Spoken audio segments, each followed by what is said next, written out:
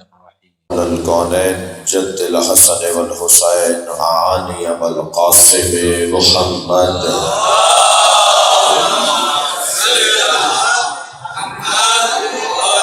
وآلہ الطیبین الطاہرین المعصومین الذین قال اللہ انما یرید اللہ لیذہب عنکم الرجس اہل البیت ویطہرکم تطہیرا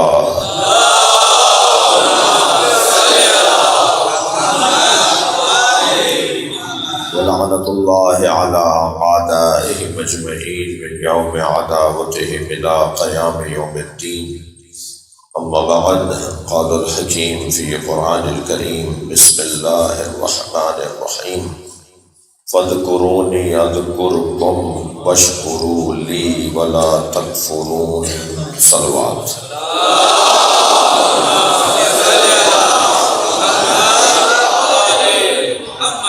سے بہتر اور بلند صلوات.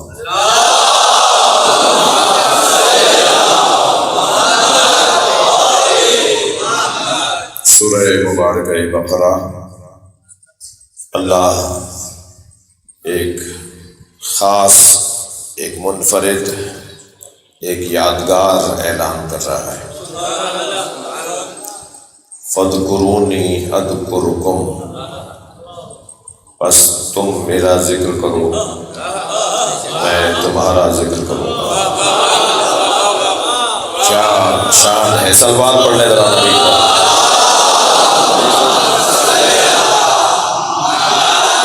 التماس کروں گا تھوڑا سا آگے آئیے. ایک صلوات پڑھتے ہوئے احباب اندر آ رہے ہیں، کوئی آسانی نہیں. صلوات پڑھتے ہوئے اپنی اپنی جگہ سے تھوڑا سا ہے. ایک اور صلوات.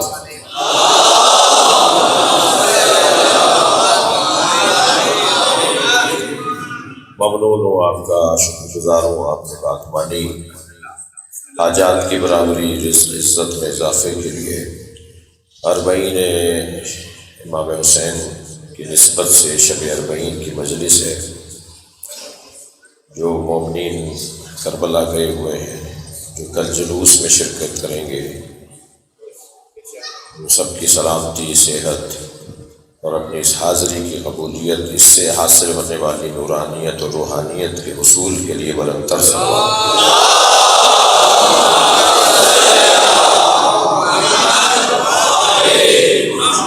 فاذکرونی اذکرکم، بس تم میرا ذکر کرو میں تمہارا ذکر کروں.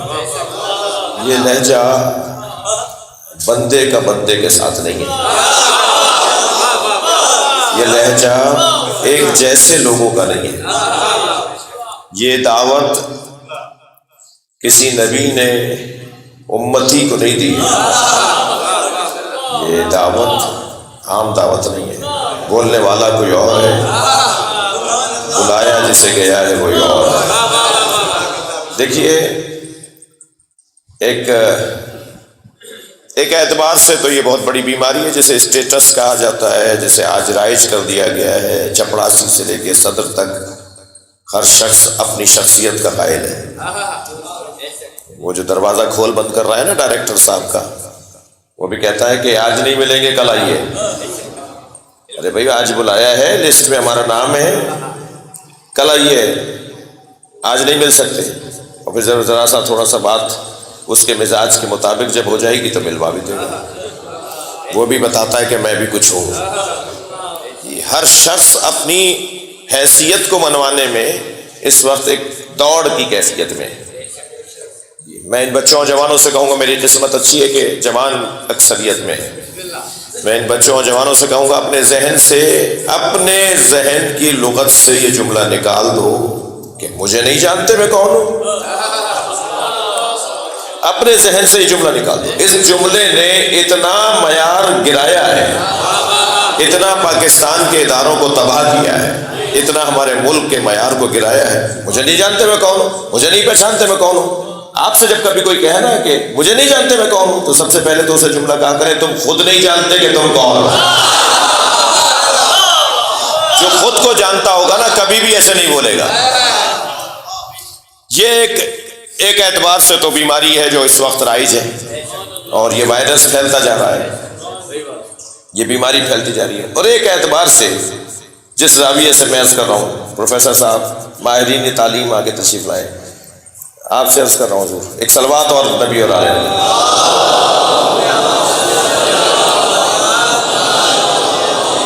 حمدانی صاحب بھی ہیں، رضوی صاحب بھی ہیں، دونوں اس وطن کے بڑے مضبوط ایجوکیشن سے جڑے ہوئے لوگ ہیں۔ اللہ تعلیم کی خدمت انجام دینے والوں کو صحت و سلامتی خاص اپنی عنایتوں سے سرفراز فرمائے۔ اصل چیز بھی یہی ہے، ایک صلوات اور نبی۔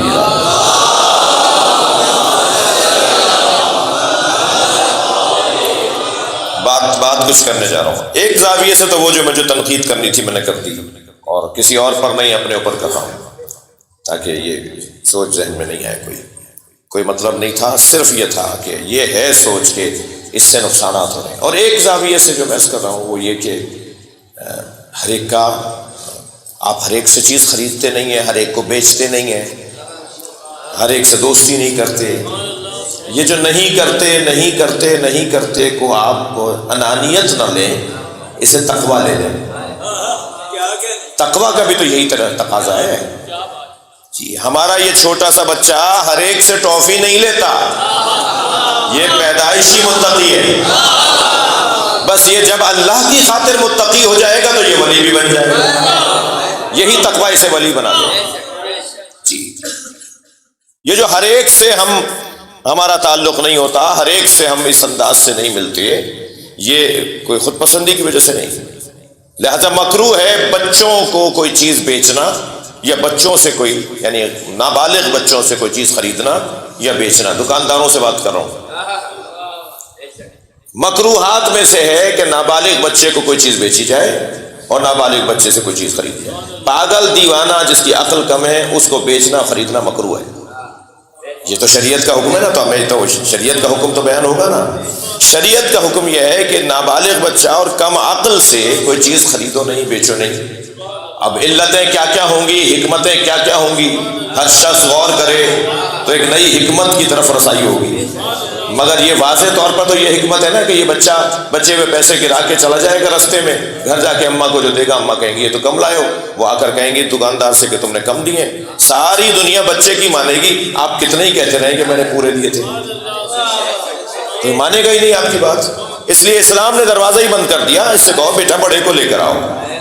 اب وہ کیا ہوتا ہے کہ ظاہر ہے عجلت میں ہے کہ صاحب ایک گاہک آیا ہے، اسی سے جو بچ سکتا ہے بچا لو۔ ایسے ہی پاگل تو بیچنا اور خریدنے میں بھی یہ اللہ نے کلاس بنائی ہے کہ اس سے نہیں لو، اس سے نہیں بیچو۔ یہ کون ہے جو اپنے آپ کو بیچ رہا ہے اور اللہ کی مرضیاں خرید رہا ہے؟ صلوات پڑھے محمد و آل محمد۔ کیا معیار ہے اس انسان کا؟ کتنا بڑا آدمی ہے یہ کہ جس کو اللہ مرضیاں بیچ رہا ہے اور اس سے اس کا نفس خرید رہا ہے، اور وہ بھی میدان میں اتر کے نہیں، سو کر۔ صلوات پڑھے محمد و آل محمد۔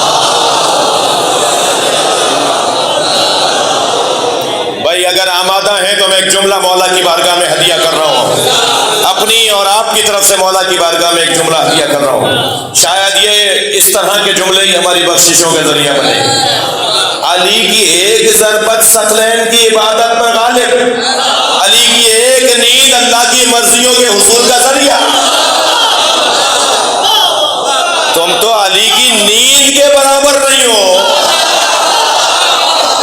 صلوات پڑھے محمد و آل محمد۔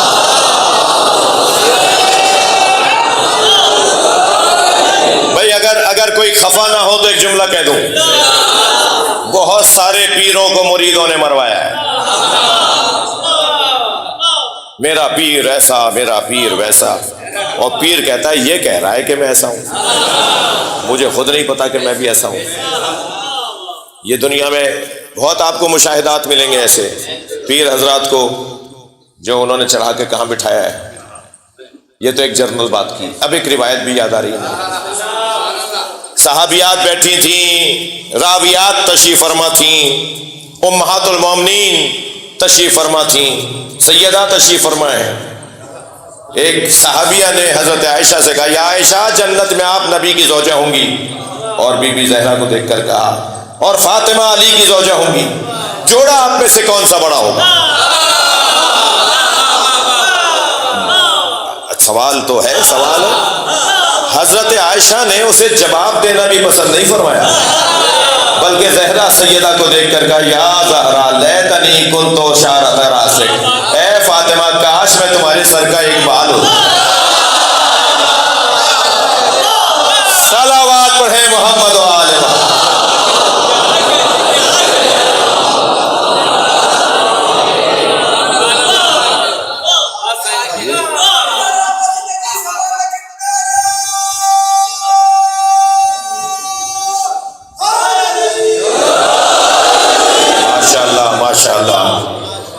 حق ہے اہل بیت کی عظمت اور فضائل کے ابواب کو جب کھولا جائے تو پھر چہروں پر ایسے ہی رونق آئے۔ جی بات روشن ہے کہ یہ ان ہستیوں کی جب گفتگو ہوتی ہے، بات ہوتی ہے تو اللہ سے ہوتی ہے۔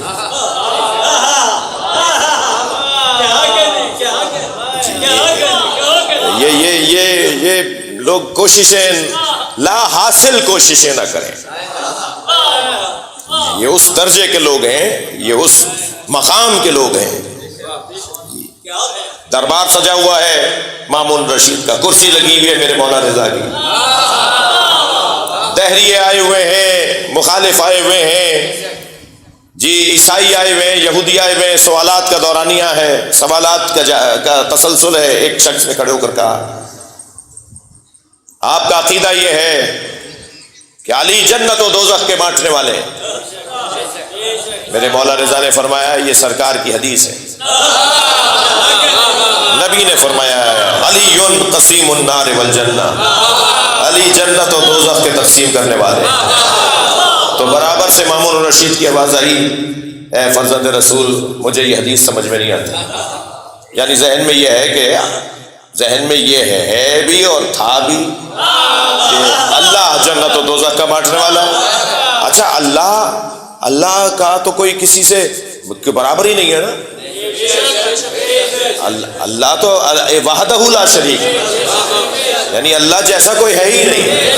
پچھلے دنوں ہمدانی صاحب ایک کلام کہنے کی توفیق ہوئی، اس کا مطلب یہ تھا کہ غدیر خم کے سفر میں سراب کوئی نہیں، ہر رستے میں دھوکے ہیں مگر علی کے رستے میں دھوکا نہیں ہے۔ یہ کہنا چاہا ہے میں نے اس میں، غدیر خم کے سفر میں سراب کوئی نہیں، خدا نبی کا علی کا جواب کوئی نہیں۔ بھائی آپ کی توجہات بھرپور ہے تو میں مطلع ثانی بھی سنا دیتا ہوں۔ میں نے عرض کیا تھا کہ 1000 ذرے مگر آفتاب کوئی نہیں، تھوڑی گردن ہلا دیجیے گا بات جا رہی ہو تو۔ 1000 ذرے مگر آفتاب کوئی نہیں، تراب سب ہے مگر بو تراب کوئی نہیں۔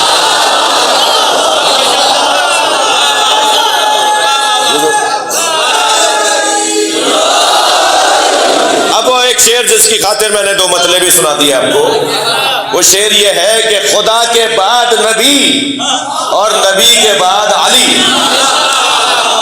بھائی میرے بچوں جوانوں نصاب تشیع لیتے جاؤ۔ تشیع کا نصاب یہ ہے کہ ہم اللہ، رسول اللہ اور علی مولا کو برابر تصور نہیں کرتے۔ جو برابر تصور کرے وہ مشرک ہے، یعنی عرض میں نہیں تصور کرتے، عرض طول میں تصور کرتے، فلسفہ عرض برابر طول اوپر نیچے۔ ہم عرض میں اللہ رسول اور علی کو نہیں تصور کرتے، طول میں تصور کرتے۔ خدا کے بعد نبی اور نبی کے بعد علی۔ دوسرا مصرع سنیے گا، خدا کے بعد نبی اور نبی کے بعد علی، اس ایک بات سے روشن کتاب کوئی نہیں۔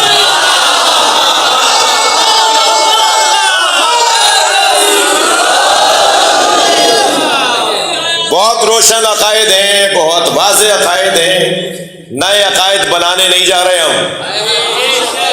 ہمارے عقائد قرآن کے مطابق ہیں، ہمارے عقائد صحیح حدیثوں کے مطابق ہیں، ہمارے عقائد عقل کے مطابق ہیں، ہمارے عقائد علماء متقدمین و متاخرین مضبوط علماء کے اتفاق کے مطابق، لہذا بہت ہی واضح طور پر اپنے پیغام کو دیتا ہوا آگے بڑھ رہا ہوں۔ توجہ،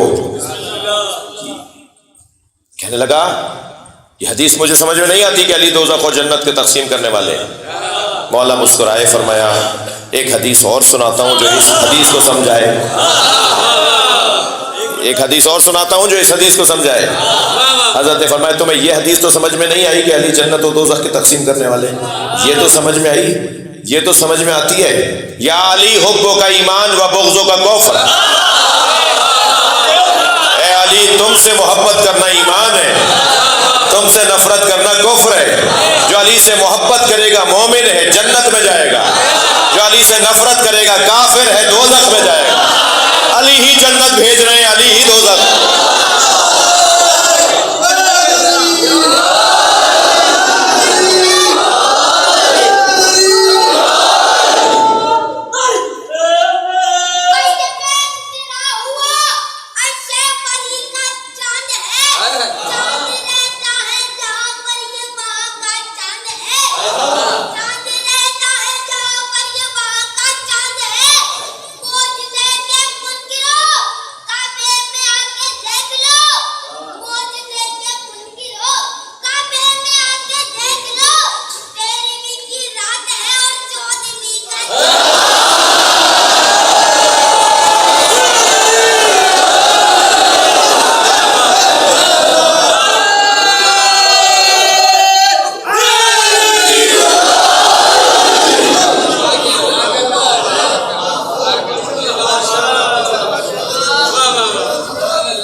ماشاءاللہ، توجہ کر لی۔ ویسے اس گھرانے کی جوتیاں سیدھی کرنے والے بڑے امیر ہیں، جنہوں نے یہاں گردنیں جھکائی ہیں نا، ان کا سر بہت بلند ہوا۔ یہاں اکڑ کے آنے والے تاریخ میں گم ہو گئے اور یہاں جھک کے آنے والے سر بلند ہو گئے۔ بڑے واقعات ہیں۔ جب یہ محفل برخاست ہوئی، امام نے فرمایا کہ تمہیں یہ حدیث تو سمجھ میں آتی ہے۔ محفل برخاست ہوئی تو ابا سلط ہروی نے مولا کی جوتیاں سیدھی کی۔ جوتیاں سیدھی کرنا ہے یعنی دنیا کما لینا، آخرت سنوار لینا۔ جوتیاں سیدھی کرتے ہوئے ابا سلط ہروی نے کہا مولا یہی جواب ہے جو آپ نے دیا؟ حضرت نے فرمایا وہ ان کے لیے تھا، تمہارے لیے اور ہے۔ اپنا معیار اونچا کرو تو جواب اور گہرا ہے۔ تو فرمایا مولا کیا جواب ہے میرے لیے، مجھے عطا کیجئے۔ حضرت نے فرمایا میرے جد علی محشر میں کھڑے ہوں گے اور جنت سے کہیں گے یہ میرا ہے، دوزخ سے کہیں گے یہ تیرا ہے۔ علی علی علی قسیم النار والجنہ۔ جی گفتگو یہ ہے، بات یہ ہے کہ اس درجے کی ہستیاں، اچھا یہ میں جب کہہ رہا ہوں اس درجے کی ہستیاں تو جتنا ہم نے سمجھا ہے اتنا ہی بتا دیا۔ تو یہ ہمارے مطابق اس درجے کی ہیں یا اپنے مطابق؟ میں ایک عارف کا ایک جملہ ہدیہ کر رہا ہوں۔ کیا فرمایا سرکار نے؟ نحن نکلم الناس علی قدر عقولہم، ہم لوگوں سے لوگوں کی عقلوں کے مطابق بات کرتے ہیں۔ تو یہ بھی جو فرمان ہے کہ علی قسیم النار والجنہ، یہ لوگوں سے بات کی ہے نا، تو لوگوں کی عقلوں کے مطابق بات ہوئی ہے۔ جب یہ لوگوں سے جب بات کرتے ہیں تو ان کی عقلوں کے مطابق بات کرتے ہیں، تو جتنی عقل ہوگی اتنی بات ہوگی۔ جی ہم ان کا کیا معیار ہے ہم کیسے جانیں؟ یہ تو ہمارا معیار ہے جو حدیث میں آیا ہے۔ یہ ہماری سمجھ تھی کہ ہم یہ بات سمجھ سکتے تھے، اس لیے یہ ہم جیسے سمجھ سکتے تھے اس لیے یہ بتا دیا۔ ان کا مقام کیا ہے؟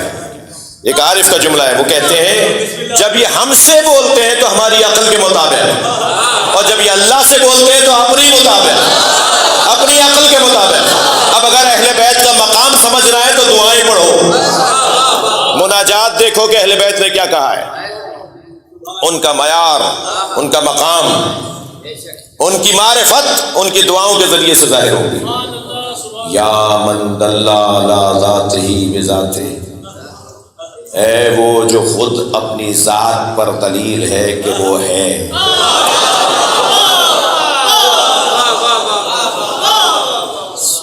میرے مولا فرما رہے ہیں یا اللہ جس نے تجھے پا لیا اس نے کیا کھویا، اور جس نے تجھے کھو دیا اسے کیا ملا۔ یا اللہ جس نے تیری خاطر لوگوں کو چھوڑا اسے تو بھی ملا، لوگ بھی ملے، اور جس نے لوگوں کی خاطر تجھے چھوڑ دیا نہ اسے لوگ ملے نہ تو ملا۔ یہ حسین ابن علی کے جملے ہیں۔ جب وہ بات کرتے ہیں تو اللہ سے اپنے معیار کے مطابق، ہم سے بات کرتے ہیں تو ہمارے معیار کے مطابق۔ تو جب ہمیں ان کا مقام علمی کو سمجھنا ہے تو مناجات پڑھنی ہوگی۔ کیا بول رہے ہیں اللہ سے، بات کیسے کر رہے ہیں؟ یا من دل علی ذاتہ بذاتہ، اے وہ جو خود اپنی ذات پر دلیل ہے کہ وہ ہے۔ میں اور آپ اللہ کو کیسے سمجھتے ہیں؟ چاند، سورج، نظام شمسی، نظم کائنات، دلیل برہان، دلیل نظم، ہم اللہ کو ان دلیلوں سے سمجھتے ہیں۔ مولا فرما رہے ہیں ہم ان دلیلوں سے نہیں سمجھتے۔ تم سمجھتے ہو کہ سورج وقت پہ نکلتا ہے اور وقت پہ ڈوبتا ہے، جس کی وجہ سے کائنات پہ نظم حاکم ہے، تو ہم تو اس وقت بنے تھے جب سورج بھی نہیں تھا۔ جی زبان حال بیان کر رہا ہوں، چاند نہیں تھا ہم تو اس وقت بھی تھے۔ تو تم چاند سے سمجھو کہ اللہ ہے، ہم تو اللہ کو اللہ سے سمجھیں گے۔ اللہ کو سمجھنے کے لیے اہل بیت کو کسی اور چیز کی ضرورت نہیں ہے، وہ اللہ کو اللہ سے جانتے ہیں۔ لو کشف الغطاء لما ازددت یقینا، اگر میرے سامنے سے حجاب ہٹا دیے جائیں میرے یقین میں اضافہ نہیں ہوگا۔ وہ حجاب تمہارے لیے، میرے لیے حجاب ہی نہیں ہے۔ یہ وہ اپنے معیار کے مطابق بات کر رہے ہیں۔ بھائی شب اربعین کی مجلس ہے، امام حسین کا کیا مقام ہے، اس پر اہل عرفان نے بہت غور کیا اور بہت چیزوں سے خود کو سرفراز کیا، بڑی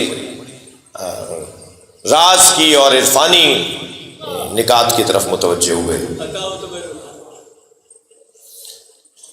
کیا ماحول تھا، کیا مزاج تھا، کیا کیفیت تھی مولا علی اور امام حسین کے درمیان، کہ مولا علی فرماتے ہیں بیٹا بتاؤ تم کون ہو اور میں کون ہوں۔ مقایسہ ہو رہا ہے دونوں۔ اچھا دعوت بابا دے رہے ہیں، امام حسین نہیں دیں گے بابا کو، یعنی یہ روایت اگر ملے گی بھی تو یوں ملے گی کہ مولا علی نے فرمایا، مگر یوں نہیں ملے گی کہ امام حسین فرمائے۔ ادب قربان ہو جس گھرانے پر، یہ اس گھرانے کی بات ہے۔ بیٹا بتاؤ تمہارے اور میرے درمیان کیا مقایسہ ہے؟ فرمایا بابا انتا افضل منی وانا افخر منکا، بابا آپ مجھ سے افضل ہیں، آپ میرا فخر ہیں، میں آپ سے کیا مقایسہ اپنا کروں گا؟ آپ مجھ سے افضل ہیں، آپ میرا فخر ہیں۔ مولا حسین نے فرمایا، مولا نے اب اصرار بڑھایا، اصرار بڑھا، حسین بتاؤ تم افضل ہو یا میں؟ سبحان اللہ۔ اچھا یہ روایات کثرت سے ہیں، یعنی یہ جو جس مضمون میں میں اس وقت داخل ہوا ہوں یہ بڑا حسین مضمون ہے، اور اس مضمون کی روایات ہیں۔ اور کبھی ایسا بھی ہوا کہ نبی اور علی نے آپس میں ایک دوسرے سے کہا، مباحات، جی افتخارات، تفاخر۔ فرمایا بیٹا نہیں بتاؤ تم افضل ہو یا میں؟ تو اب بابا کہہ رہے ہیں، اصرار سے کہہ رہے ہیں، جی مولا بھی ہیں ولی بھی ہیں، خود حسین کے بھی مولا ہیں۔ تو امام نے فرمایا ہاتھ جد کا جدی، میرے نانا کی طرح اپنے نانا لائیے۔ بھائی تھک رہے ہیں آپ؟ مولا حسین، مولا علی، صلوات پڑھے ذرا محمد و آل۔ اس روایت کے اختتام پر آپ کی ایک ایک کیفیت ہوگی.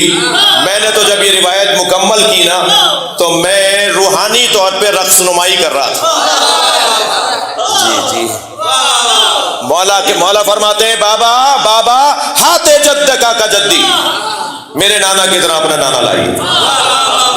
ہاتھ ابی کا ابی، ہاتھ ابی کا ابی، اپنے بابا کی طرح میرے بابا لائیے. ہاتھ اخی کا اخی، ہاتھ اخی کا اخی، اپنے میرے بھائی کی طرح اپنا بھائی لائیے. توجہ ہے. جیسے ہی مولا نے فرمایا نا ہاتھ امی کا امک، اپنی میری ماں کی طرح اپنی ماں لائیے. جیسے مولا علی سے امام حسین نے فرمایا جیسے میری ماں ایسی اپنی آپ کی ماں بتائیے، اپنے بابا بتائیے، اپنا بھائی بتائیے. تو مولا کائنات مسکرائے. روایت جو کہتی ہے وہ کہتی ہے کچھ دیر کے لیے توقف فرمایا. امام حسین نے چیلنج کیا ہے میرے نانا کی طرح اپنے نانا، میری ماں کی طرح اپنی والدہ، میرے بابا کی طرح اپنے والد دکھائیے، میرے بھائی کی طرح اپنا بھائی دکھائیے. یہ کہہ کر امام رکے. مولا علی اب جواب دینا چاہتے ہیں، کچھ دیر کا توقف فرمایا. قربان جائے اس جملے پر. فرمایا ہاتھ ابنی کا ابن الحسین، حسین جیسا بیٹا لاؤ. صلوات پڑھے محمد و آل محمد.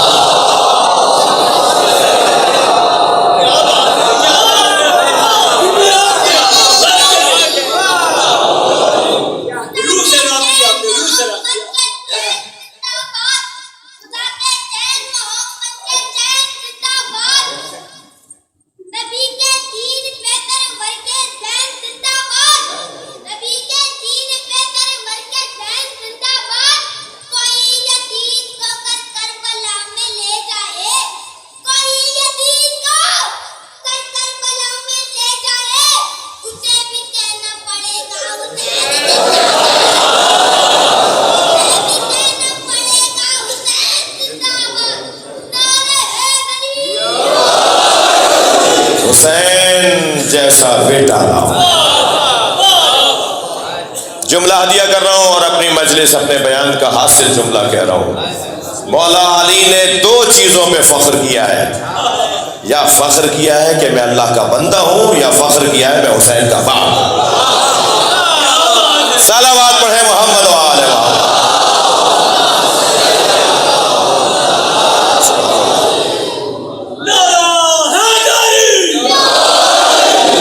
فاذکرونی اذکرکم، تم میرا ذکر کرو میں تمہارا ذکر کروں گا.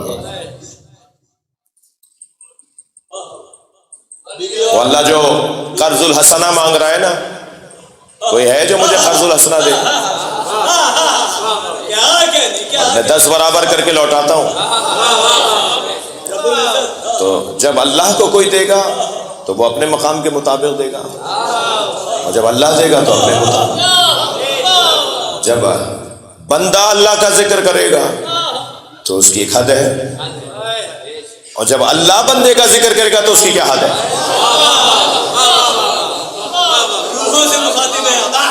اللہ کی تو کوئی حد نہیں ہے نا. جب بندہ اللہ کا ذکر کرے گا تو عاشور کے دن عصر کے وقت ختم ہو جائے گی بات، مگر جب اللہ ذکر کرے گا تو ابھی تو 1400 سال تمہیں برداشت نہیں ہو رہے ہیں. ابھی دیکھو ہوتا کیا ہے. لبیک یا حسین،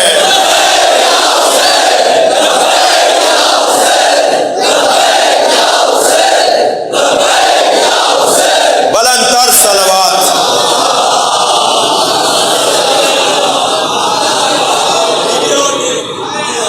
اربعین امام حسین،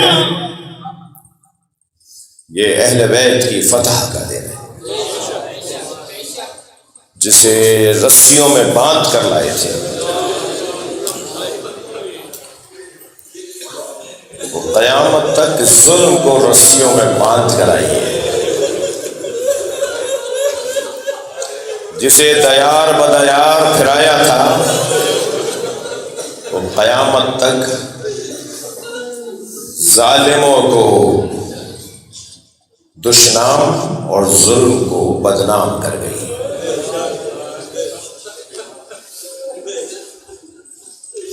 اب ہر مظلوم اس مظلوم کی چھتری کے نیچے آئے گا، اب ہر ظالم بچائے خود کو کہ کب اسے یزید کہا جائے گا۔ یہ فتح ہے کہ جو لائی گئی تو تشہیر کی گئی۔ کوئی کہتا تھا یہ باغی کی بہن ہے، کوئی کہتا تھا کہ علی کی بیٹی زینب ہے۔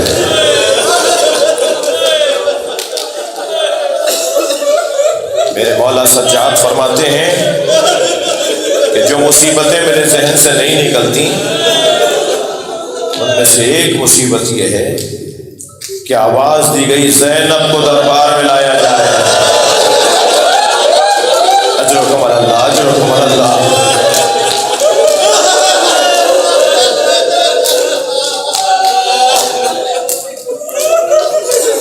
اور جب جناب زینب کو دربار میں لایا گیا تو وہاں کھڑا کیا گیا، امام کے جملے ہی ہیں، امام سجاد کے جملے ہیں، وہاں کھڑا کیا گیا جہاں بیچے جانے والے غلاموں کو۔ اجرکم اللہ، اجرکم اللہ۔ آپ کی آوازیں بلند ہیں، جب بلند آواز سے گریہ ہوتا ہے نا، خاص دعائیں ملتی ہیں ائمہ اہل بیت کی طرف سے۔ تکلف کر کے نہیں رویا کریں، اپنی آوازوں کو آزاد کریں۔ میرے مولا سجاد فرماتے ہیں ہمیں وہاں کھڑا کیا گیا جہاں بیچے جانے والے غلاموں کو کھڑا کیا۔ اجرکم اللہ، اجرکم اللہ۔ آواز دی گئی شمر کو بلایا جائے، شمر کو بلاؤ۔ شمر انتظار میں تھا کہ کب اسے بلایا جائے گا اور اسے پوچھا جائے گا شمر بتاؤ تم نے کربلا میں کیا کیا۔ اب بیویاں امام سجاد 4 سالہ بچی، امام محمد باقر 3 سال میں، رسیوں میں باندھ کر انہیں کھڑا کیا ہوا ہے۔ شمر کھڑا ہوا گزارش سنانے کے لیے۔ شمر نے گزارش سناتے ہوئے کہا امیر ہم نے حسین کو کربلا میں گھیر کے مارا۔ حسین کے ساتھ کچھ سردار بھی آئے ہوئے تھے، مختلف قبیلوں کے سردار بھی تھے، ہم نے ان سرداروں کو مارا۔ ہم نے حبیب ابن مظاہر جیسا سردار مار دیا، ہم نے زہیر خین جیسا سردار مار دیا، پھر ہم نے حسین کے جوانوں کو مارا۔ اب ایک ایک کر کے کہنے لگا ہم نے حسین کا عباس مارا۔ رونے والوں مجھے نہیں پتا مجلس میں خواتین ہیں یا نہیں، جب یہ کہہ رہا ہوگا نا کہ ہم نے عباس کو مارا تو کیا گزر رہی ہوگی جناب عباس کی زوجہ مانا۔ شاید اچھا ہی ہے کہ ماں نہیں ہے، وہ مدینے میں عباس کو یاد کر کر کے روئے گی۔ ہم نے علی اکبر کو مارا۔ کہتا رہا بیویاں سنتی رہیں، امام سجاد سنتے رہے، لیکن ایک مرتبہ جب اس نے یہ کہا نا امیر جب ہم نے سب کو مار دیا تو پھر ہم نے حسین کو پیاسا کر کے مارا۔ بس جیسے ہی اس نے کہا نا کہ ہم نے حسین کو پیاسا کر کے، تو بیویوں کے حلقے سے جناب زینب کی آواز آئی اسکت ایھا الکاذب ابن الکاذب، خاموش چھوٹے اور چھوٹے کی اولاد۔ سب مڑ کر دیکھنے لگے، کہنے لگے کون ہے یہ، کس نے کہا ہے؟ کہا یہ حسین کی بہن زینب ہے۔ آوازیں آنے لگی زینب کو بولنے کا موقع دیا جائے۔ جناب زینب کو باہر لانے کے لیے سپاہی بڑھے۔ جناب فضہ سامنے کھڑی ہو گئی، میں نے اسی ماں سے وعدہ کیا تھا خبردار زینب میں تمہارے حوالے نہیں کروں۔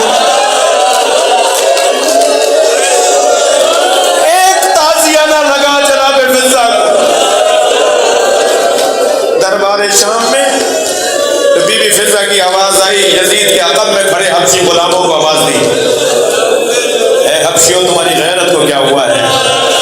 تمہارے سامنے تمہارے قبیلے کی عورت پہ ہاتھ اٹھایا جا رہا ہے،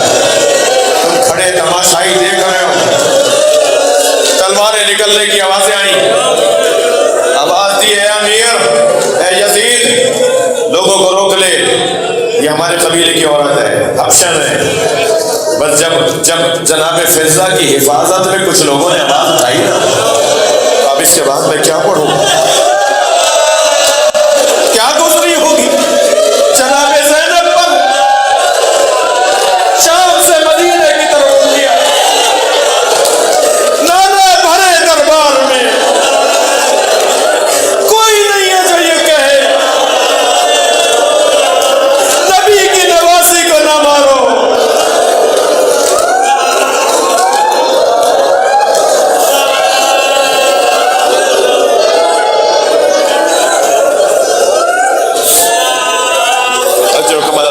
حوصلہ کر کے روئے، حوصلہ کر کے.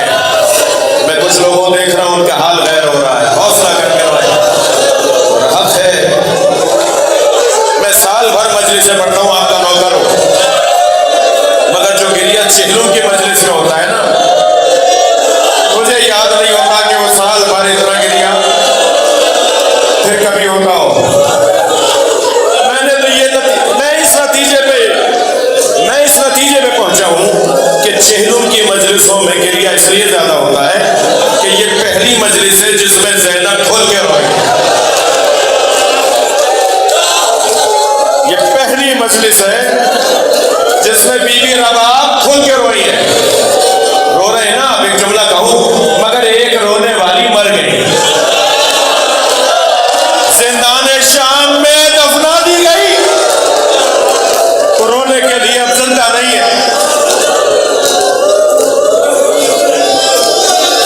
آواز دی زینب کو بات کرنے کا موقع دیا جائے. زینب وہیں سے بات کرو، کیا کہنا چاہتی ہو؟ جناب زینب نے فرمایا یہ جھوٹ بول رہا ہے.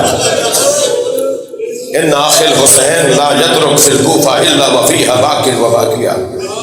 یہ جھوٹ بول رہا ہے.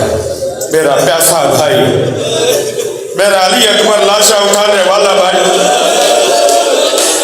میرا بے وطن بھائی، یہ میرے اکیلے بھائی کو نہیں مار سکتے تھے. ان آخر حسین لا یترک فی الکوفہ الا وفیہا باق و باقیہ. میرے بھائی حسین نے اس حالت میں بھی کوفے میں کوئی گھر نہیں چھوڑا جہاں میت نہ بھیجی. میرے اکیلے بھائی نے اتنے لوگ مارے، یزیدی سپاہیوں کو اتنا مارا ہے کہ ہر گھر میں جنازہ بھیجا ہے. سب نے کہا شیمر یہ کیا کہہ رہی ہے؟ ایک لمبی سانس لے کر کہنے لگا سچ کہہ رہی ہے. حسین جیسا بندہ ہم نے نہیں دیکھا. حسین دلوں پر دل باندھ کر آئے تھے. ہم حسین کا ایک دل توڑتے تھے، دوسرا دل جوان ہو جاتا تھا. ہم حسین کے ایک عزیز ترین فرد کو مارتے تھے اور ہم سوچتے تھے کہ حسین ہتھیار پھینک دیں گے، مگر ایک اور دل حسین کا جوان ہو جاتا تھا. ہم نے حسین جیسا ہمت والا نہیں دیکھا. یہ سچ کہہ رہی ہے. یزید مڑا جناب زینب کی طرف کہنے لگا زینب بتاؤ سب سے بڑی مصیبت تم نے کیا دیکھی؟ شاید یہ سوچ رہا ہو، دربار میں بیٹھے ہوئے لوگ یہ سوچ رہے ہوں کہ زینب کہیں گی علی اکبر کا لاشا. شاید یہ سوچ رہے ہوں کہ بی بی فرمائیں گی میرے بھائی حسین کی شہادت. شاید یہ سوچ رہے ہوں کہ بی بی فرمائیں گی میرے بھائی پہ دوڑتے ہوئے گھوڑے. مگر جب یزید نے کہا نا زینب بتاؤ سب سے بڑی مصیبت تم نے کیا دیکھی، تو بی بی نے بابا کے لہجے میں کہا زینب پر سب سے بڑی مصیبت یہ ہے کہ تجھ جیسے سے بات کر رہی ہے. کہاں علی کی بیٹی؟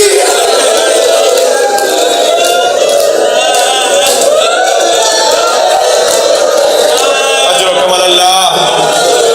گریہ ہو گیا، مجلس ہو گئی. شام کا زندان جس کی چھت نہیں تھی. امام سجاد فرماتے ہیں رات میں اوس پڑتی تھی، دن میں دھوپ. بیویوں کے چہرے بدل کے رہ گئے تھے، چہرے کملا گئے تھے، چھوٹے چھوٹے بچوں کے حال غیر ہو گئے تھے. اے منحال تو مجھ سے پوچھتا ہے کہ میں ضعیف کیسے، بڑھاپا کیسا، میرے بال سفید کیوں ہو گئے؟ تو مجھ سے یہ پوچھ رہا ہے؟ بہن کے جنازے نے بوڑھا کر دیا. میں نے ننھا سا جنازہ قبر کے حوالے کیا زندان شام میں. اجر و کمال اللہ. شام کا زندان اہل بیت کی مصیبتوں کا بیان.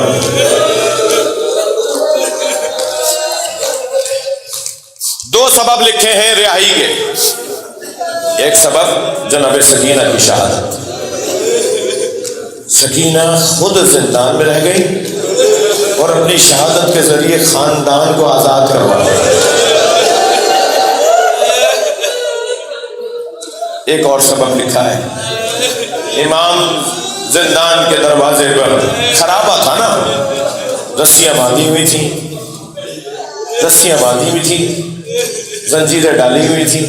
इमाम जिंदान के दरवाजे पर बैठे, एक शिकारी हिरन का शिकार करके जा रहा है। जब वो सामने से गुजरा ना तो हिरन लपक लपक कर इमाम की तरफ आने लगी और अपनी बेज़बानी में उसने कुछ कहा। इमाम ने एक मर्तबा चौंक कर शिकारी को आवाज दी, भाई मेरी बात सुनो। वो करीब आया। इमाम ने फरमाया इसे आज़ाद कर दो, इसके 2 बच्चे हैं जो भूखे हैं। ये मुझसे फरियाद कर रही है कि आप मेरी जमानत ले लीजिए, मैं बच्चों को दूध पिला के वापस आ जाऊं। वो कहने लगा तुम्हारे तो हाथों में हथकड़ियां हैं, तुम ये हिरन की बात कैसे समझे हो? इमाम ने फरमाया एक दफा एतबार कर लो, इसे छोड़ दो, ये जंगल में जाएगी, अपने बच्चों को दूध पिलाएगी, वापस आ जाएगी। इसने मुझसे वादा किया है। कहने लगा मैंने बड़े तजर्बे किए हैं, एक और सही। हिरन की रस्सी छोड़ दी, हिरन दौड़ती हुई जंगल में चली गई। कुछ देर के बाद आई, पहले इमाम के पैरों का बोसा दिया, फिर गर्दन झुका के शिकारी के सामने खड़ी हो गई। डाल दे मेरी गर्दन में रस्सी। वो इमाम के पैरों में आके बैठ गया, आप कौन है? पहले उसने हिरन को रिहा किया और फिर कहा आप कौन है? इमाम ने फरमाया मैं हुज्जत खुदा हूं, मैं इन पर भी अल्लाह की तरफ से इमाम हूं। तो आपका नाम क्या है? ये मुसलमान, गैर मुस्लिम था, मुसलमान हुआ। और फिर इसने जाकर गांव देहात शाम के जाके बताया, तुम्हें पता है जिंदान में कौन है? तुम्हें मालूम है किसे असीर किया हुआ है? ईसाइयों की तरफ से, गैर मुस्लिमों की तरफ से, मुसलमानों की तरफ से एक बगावत का माहौल बनने लगा। यजीद मजबूरन रिहा कर रहा है। इमाम सज्जाद को बुला के कहता है मैं आपको आज़ाद करना चाहता हूँ, आप मदीने चले जाइए। इमाम ने आके जनाब ज़ैनब से कहा, बीवी ने फरमाया मुझे आज़ादी नहीं चाहिए, मेरे 3 मुतालबे हैं, मेरे 3 मुतालबे पूरे किए जाएं। मुतालबा जो रखता है वो जीतता है।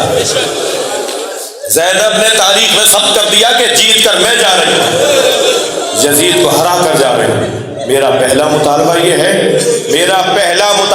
है हमारे तबर्रुकात वापस किए जाए, हमारे शहीदों के सरों को हमें वापस किया जाए, वो जो चादरें लूटी हैं वापस करो, वो जो ज़ेवरात लूटे हैं वो वापस करो। मेरा दूसरा मुतालबा ये है कि मुझे इसी शाम में घर चाहिए जहां मैं अपने भाई हुसैन का मातम करूं, अजरुकुम अल्लाह। फरमाया तीसरा मुतालबा यह है कि कोई ऐसा शख्स हमारे हमरा किया जाए जो रस्मों से अशना हो, हमें मदीने पहुंचा के आए। जब इमाम सज्जाद ने यजीद से ये 3 बातें की ना तो कहने लगा कि वो जो पहली शर्त है कि तबर्रुकात वापस करूं, कोई लूट कर कहीं ले गया, आप मुझे रकम बता दीजिए, मैं पैसे देने को तैयार हूं। इमाम बैठे हुए थे, खड़े हुए। इमाम ने फरमाया तेरे पास वो पैसे कहाँ हैं जो उस कुर्ते की कीमत अदा करे जो मेरी दादी ज़हरा ने मेरे बाबा के लिए सिया? मैं आपके 2 मुतालबात, एक घर दिया, 10 दिन जनाब ज़ैनब ने शाम में अज़ादारी की, अशरा किया हुआ। तीसरा मुतालबा बशीर इब्न जज़लम को आपके हमरा करते हैं, इसका बाप भी शायर था, अहले बैत का चाहने वाला था, आपका मुरीद था। मैं इसे तुम आपके हवाले करूंगा जो आपको मदीना पहुंचा कर आएगा। जब तीनों मुतालबात पर बात हुई, घर मिला, बीवी ने अज़ादारी की, 10 दिन अज़ादारी हुई। एक दिन जब जाने का वक्त करीब आया ना तो खबर आई कि तबर्रुकात वापस आ रहे हैं। गठरियाँ आना शुरू हुई। बीवी ने गठरी खुली, चादरें नजर आई। एक चादर को गौर से देख कर कहा भाभी उम्मे लैला, अजरुकुम अल्लाह, मैं मजलिस मुकम्मल कर रहा हूँ, भाभी आपकी चादर वापस आ गई। एक और चादर को देख कर कहा बहन उम्मे कुलसूम आओ अपनी चादर ले लो। एक और चादर को देख कर कहा भाभी उम्मे रबाब आपकी चादर भी आ गई। अज़ादारों क़यामत का मंजर है, एक छोटी सी चादर नजर आई, उठाई ज़ैनब ने, कब्र सकीना पे फैला दी। सकीना उठो, अजरुकुम अल्लाह, सरे आए शोहदा